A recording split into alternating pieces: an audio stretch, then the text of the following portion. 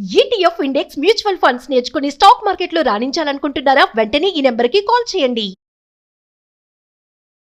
Sir నమస్తే sir, Rajeshwara Reddy గారు. నమస్తే అండి. సార్ రాజేశ్వర రెడ్డి గారు, నాకు ఒక 3-4 డేస్ బ్యాక్ ఒక అతను కాల్ చేశాడు. కాల్ చేసి మ్యూచువల్ ఫండ్ ఇన్వెస్ట్మెంట్స్కి సంబంధించి ఏదో ఒక సందేహం ఉంది చెప్పండి సార్ అంటూ కాల్ చేశాడు. సరే ఏంటి బాబు అంటే, నేను అంత పెద్ద ఎక్స్పర్ట్ని అయితే కాదు, ఏదో నాకున్న నాలెడ్జ్ని షేర్ చేస్తాను బాబు అని చెప్పాను. సార్ మ్యూచువల్ ఫండ్స్లో ఇన్వెస్ట్మెంట్ చేద్దాం అనుకుంటున్నాను, అది కూడా నాకున్న సొంత ఇల్లు అమ్మేసుకొని ఆ వచ్చిన డబ్బును తీసుకెళ్ళి మ్యూచువల్ ఫండ్స్లో పెడదాం అనుకుంటున్నాను. నాకు కాల్ చేస్తే నాకు ఫ్యూజులు ఎగిరిపోయి కాళ్ళు చేతులు వణికిపోయినాయి. దాని తర్వాత అతనికి నేను ఇవ్వాల్సిన కౌన్సిలింగ్ గట్టిగా నెచ్చేసాను. సో అంటే ఇలాంటి సాహసాలు, ఇలాంటి ఎక్స్పెరిమెంట్స్ చేయడం కరెక్ట్ అంటారా? ఉన్న కొంపగూడు అమ్మేసుకొని ఇన్వెస్ట్మెంట్స్ చేయడం అనేది ఎంతవరకు సేఫ్ అంటారు? తప్పండి.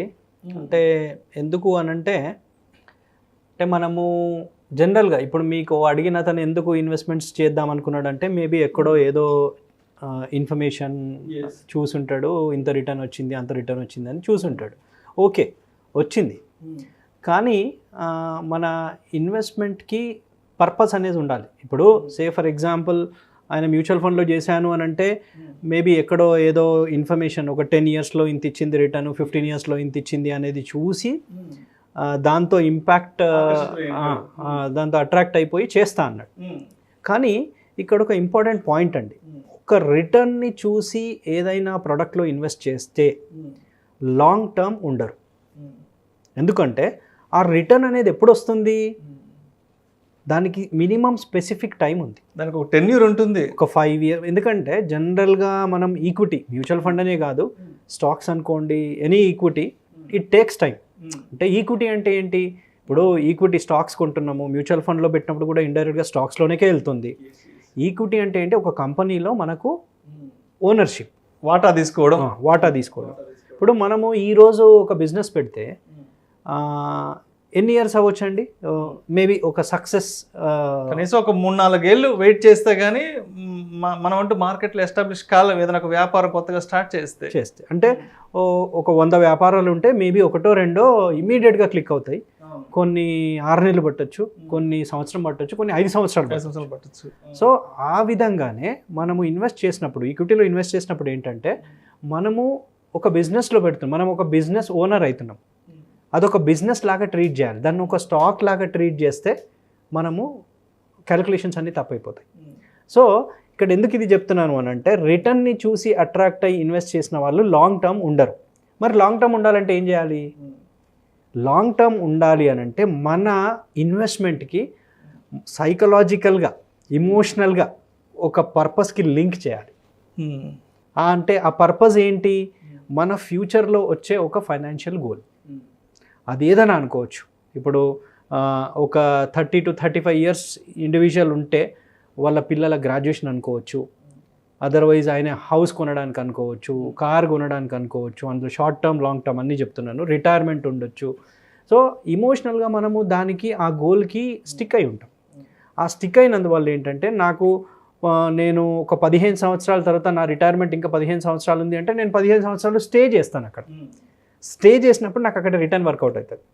వన్ మోర్ థింగ్, ఇక్కడ రిటర్న్ని చూసి కాదు, పర్పస్ని చూసి అన్నాను. సెకండ్ పాయింట్ ఈస్, ఇప్పుడు ఇల్లు అమ్మి ఇక్కడ పెడుతున్నాను అని అన్నప్పుడు ప్రొఫైల్ని బట్టి ఉంటుంది. ఫర్ ఎగ్జాంపుల్ ఆ పర్సన్కి ఒక 3-4 హౌస్లు ఉన్నాయి అని అంటే, అది ఇది యూజ్ చేయట్లేదు, అది పెరిగేంత పెరిగింది, ఆగిపోయింది, ఈ డేటా పాయింట్స్ అన్నీ చూస్తే వెదర్ ఇల్లు అమ్మి కొనడం అనేది కరెక్టా, ఈ మ్యూచువల్ ఫండ్ కొనడం అనేది కరెక్టా రాంగ్గా చెప్పొచ్చు. మళ్ళీ ఇది basing on other factors. But ఒకే ఇల్లు ఉంటే దాన్ని అమ్మి పెట్టడం అయితే రాంగ్, చాలా పిచ్చి పని. మరి ఇది ఎక్కడి నుంచి ఇన్వెస్ట్ చేయాలి ఇవన్నీ అని అంటే, ఫస్ట్ ఆఫ్ ఆల్ మనకు ఆ బడ్జెటింగ్ ప్రిపేర్ చేసుకోవాలి. మనకి ఎంత ఇన్కమ్ వస్తుంది, ఎంత ఎక్స్పెన్సెస్ పోతున్నాయి, ఈ బేసిక్స్ నుంచి స్టార్ట్ అయ్యి మన గోల్స్ని డిఫైన్ చేసుకొని, ఇవన్నీ చేసుకొని ఇన్వెస్ట్ చేస్తే అప్పుడు రిటర్న్ వస్తుంది, లాంగ్ టర్మ్ ఉంటామండి. సో డైరెక్ట్గా ఇల్లు అమ్మి పెట్టడం అంటే అది మంచి పని కాదు, మంచి పద్ధతి కాదు, అసలు కాదు. అదేవిధంగా ఇంకొంతమంది ఉంటారు సార్, బ్యాంకుల నుంచి పర్సనల్ లోన్ తీసుకోవడము, లేదంటే బంధువుల నుంచి, స్నేహితుల నుంచి డబ్బులు తీసుకుని ఆ అమౌంట్ని తీసుకొచ్చి ఇన్వెస్ట్మెంట్స్ చేస్తూ ఉంటుంటారు కదా, మరి ఇటువంటి ఆలోచన కూడా అది ఎంతవరకు సబబు అంటారు అసలు? ఇది నాకు కూడా కాల్ చేశారండి మా క్లయింట్స్లో నుంచి. ఏంటంటే లోన్ వస్తుంది, లోన్ వచ్చింది కదా, ఆ లోన్ తీసి ఇక్కడ ఇన్వెస్ట్ చేస్తాను అని అన్నారు ఇట్లా. బట్ అదే అల్టిమేట్గా ఏంటి అని అంటే, సపోజ్ ఒక లోన్ తీసుకున్నాం అనుకోండి. ఇప్పుడు కొంతమంది ఏం చేస్తారంటే హౌసింగ్ లోన్ మీద టాపప్ లోన్ అవి తీసేసుకొని కూడా ఇన్వెస్ట్ చేస్తూ అంటారు, పర్సనల్ లోన్ తీసుకొని ఇన్వెస్ట్ చేస్తూ అంటారు. పర్సనల్ లోన్ తీసుకున్న వాళ్ళు ఏంటంటే 12% ఉన్నప్పుడు ఇక్కడ నాకు రిటర్న్ ఎక్కువ వస్తుంది కదా, ఇక్కడ వర్కౌట్ అయిపోతుంది కదా అని అంటారు. బట్ అది కూడా రాంగ్. ఎందుకంటే లోన్లో మనకు ఫిక్స్డ్గా ఒక ఈఎంఐ ఉంటుంది, దాన్ని మనం ఫిక్స్డ్గా కడుతూ ఉండాలి, స్పెసిఫిక్గా ఈఎంఐ. రిటర్న్ అనేది ఫిక్స్డ్ కాదు. రిటర్న్ అనేది మనము ఇదివరకు ఒక వీడియోలో డిస్కస్ చేసాం, రోలర్ కోస్టర్ రైడ్ అని, మార్కెట్ అని, అప్ డౌన్ హై లో ఇవన్నీ ఉంటాయి. సో ఈ లో ఉన్నప్పుడు మేనేజ్ చేయడం కష్టం అవుతుంది. అందుకని లోన్ తీసుకొని ఇన్వెస్ట్ చేయడము అనేది స్పెసిఫిక్గా ఈక్విటీలో ఈ ఫ్లక్చుయేషన్స్ వల్ల అది రాంగ్ అవుతుంది. దాని బదులు మన ఇంతకుముందు చెప్పినట్టు మన బడ్జెట్ని కరెక్ట్గా మేనేజ్ చేసుకొని ఎంతెంత సేవ్ చేయాలి అనేది చూసి ఇన్వెస్ట్ చేస్తే బెటర్. అదేవిధంగా ఇంకొంతమంది ఉంటారు, ఇంట్లో ఉన్న నగలు తీసుకెళ్ళి తాకట్టు పెట్టడమో లేదంటే వాటిని అమ్మేసి ఇన్వెస్ట్మెంట్స్ చేద్దామని, ఎక్స్పెరిమెంట్స్ చేయాలని ఆలోచన కొంతమంది చేస్తుంటారు కదా, మరి ఇటువంటి ఆలోచనలు కూడా ఎంతవరకు సబబు అంటారు?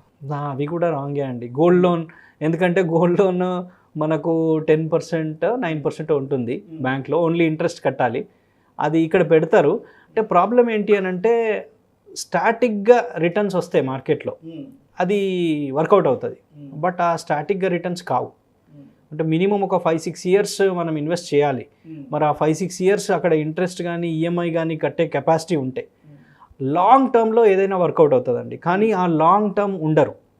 ఎందుకు ఉండరు అని అంటే, మళ్ళీ ఈ ఇన్వెస్ట్మెంట్ అనేది ఒక స్పెసిఫిక్ పర్పస్కి, దానికి ఇమోషనల్ అటాచ్మెంట్ ఉండకపోయేసరికి లాంగ్ టర్మ్ ఉండరు. ఆ లాంగ్ టర్మ్ ఉండనందు వల్లే ఈ ప్రాబ్లమ్స్ అన్నీ వస్తాయి. సో మొత్తానికి ఏదన్నా ఇన్వెస్ట్మెంట్ చేద్దాము అనుకుంటే ఎక్సెస్ అమౌంట్ ఉండో, లేదంటే మనకి ఏదన్నా ప్యాసివ్ ఇన్కమ్ వచ్చే సోర్సెస్ ఏదైనా ఉండి అలాంటప్పుడు ప్లాన్ చేసుకోవాలి. కానీ ఇలా ఇల్లులు అమ్మేసుకోవడమో, లేదంటే భార్య నగలు తీసుకెళ్ళి తాకట్టు పెట్టడమో, లేదంటే బ్యాంకుల నుంచి లోన్ తీసుకొని ఇన్వెస్ట్మెంట్స్ చేయడం అనేది మంచి పద్ధతి, మంచి ఆలోచన కాదంటారు. కాదు, ఎందుకంటే మనిషి మైండ్ వీక్ అండి. అంటే ఫియర్, గ్రీడ్, ఇమోషన్స్కి జస్ట్ చేంజ్ అయిపోతుంటుంది. ఆ చేంజెస్ రావద్దు అంటే దానికంటే పెద్దది మనము వెతుక్కోవాలి. ఏంటది? Emotional attachment with the investment. That is what goal setting. నా ఫ్యూచర్లో నాకు ఏ ఫైనాన్షియల్ గోల్కి కావాలి, దాన్ని లింక్ చేసుకుంటే మనం లాంగ్ టర్మ్ ఉండగలుగుతాం. Thank you so much Rajeshwara Reddy గారు. ఇన్వెస్ట్మెంట్స్ చేయాలి అనుకున్నప్పుడు ఎటువంటి మంచి నిర్ణయాలు తీసుకోవాలి, అదేవిధంగా ఎటువంటి చెడు నిర్ణయాలకి, చెడు ఆలోచనలకి దూరంగా ఉంటే బాగుంటుంది అనే అంశం గురించి మీ విశ్లేషణ ద్వారా ప్రేక్షకులకు చాలా డీటెయిల్గా ఎక్స్ప్లెయిన్ చేశారు. Thank you so much sir. Thank you. నమస్తే.